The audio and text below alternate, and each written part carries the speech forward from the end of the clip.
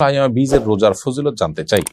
আইয়ামে বীজ বলা হয় চাঁদের 13, 14 এবং 15 তারিখের এই দিনগুলোকে। এই দিনগুলোতে প্রত্যেক মাসের এই দিনগুলোতে রোজা রাখা সুন্নাত। নবী করিম সাল্লাল্লাহু আলাইহি ওয়াসাল্লাম বেশ গুরুত্বের সাথে এই দিনগুলো রোজা রাখতেন এবং সাহাবায়ে কেরামকে, আবু হুরায়রা রাদিয়াল্লাহু তাআলা আনহুকে, আবু যর গিফারি রাদিয়াল্লাহু তাআলা আনহুকে, বিভিন্ন সাহাবীকে তিনি ওসিয়ত করেছেন রীতিমতো এই দিনগুলোতে রোজা রাখার ব্যাপারে। সহিহ বুখারীতে একটা হাদিস রয়েছে, আব্দুল্লাহ ইবনে আমর ইবনে আস রাদিয়াল্লাহু তাআলা আনহু থেকে বর্ণিত হয়েছে, নবী সাল্লাল্লাহু আলাইহি ওয়াসাল্লাম ইরশাদ করেছেন, প্রত্যেক মাসে 3টা রোজা, এর কারণে তুমি যে সওয়াব পাবে, এর কারণে আল্লাহ তাআলা তোমাকে প্রত্যেক সওয়াবকে 10 গুণ বাড়িয়ে দিবেন।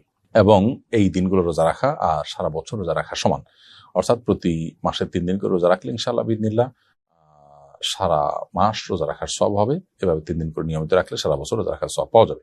তিরমিজিতে আবু যর গিফারি রাদিয়াল্লাহু তাআলা বর্ণিত হাদিসে আমরা জানি, নবী সাল্লাল্লাহু আলাইহি ওয়াসাল্লাম ইরশাদ করেছেন, ইয়া আবু যর ইযা সুমতা মিনাশ শাহরি 3 আইয়াম ফাসুম 13 ওয়া 14 ওয়া 15।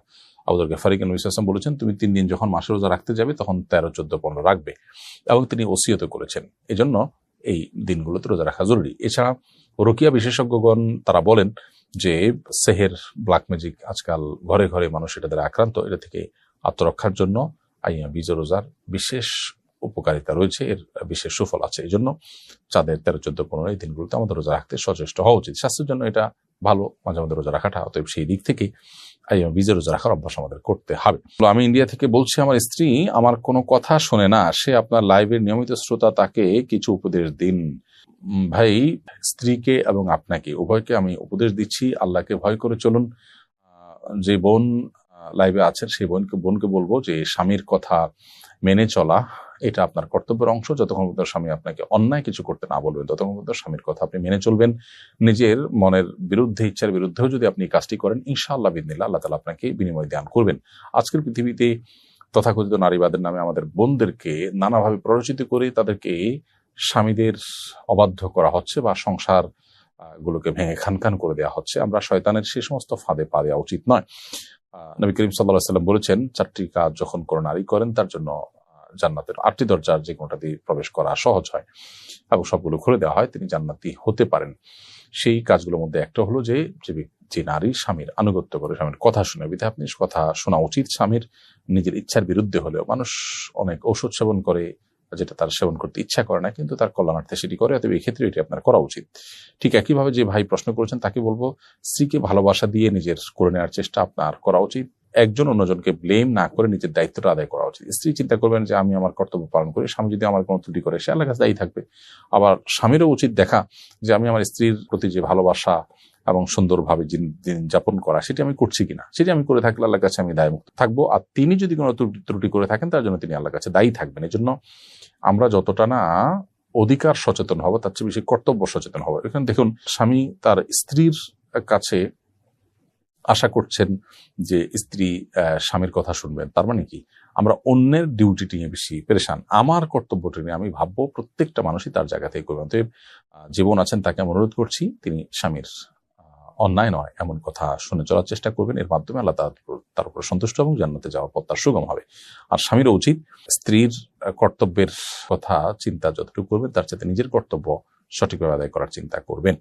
কারণ আল্লাহর কাছে স্ত্রী যদি আমার কথা না শোনেন, আমার তো কোনো দায় নেই, কিন্তু আমার যেটুকু দায় আছে সেটুকুর জায়গাতে আমি যেন পরিষ্কার থেকে সে চেষ্টা করতে হবে। আমি আমার ব্যবসার প্রচারের জন্য একজন মার্কেটার নিয়োগ দিতে চাই, যে আমার পেজের পোস্টগুলো বিভিন্ন গ্রুপে শেয়ার করবে এবং মানুষকে আমার পণ্য সম্পর্কে জানাবে।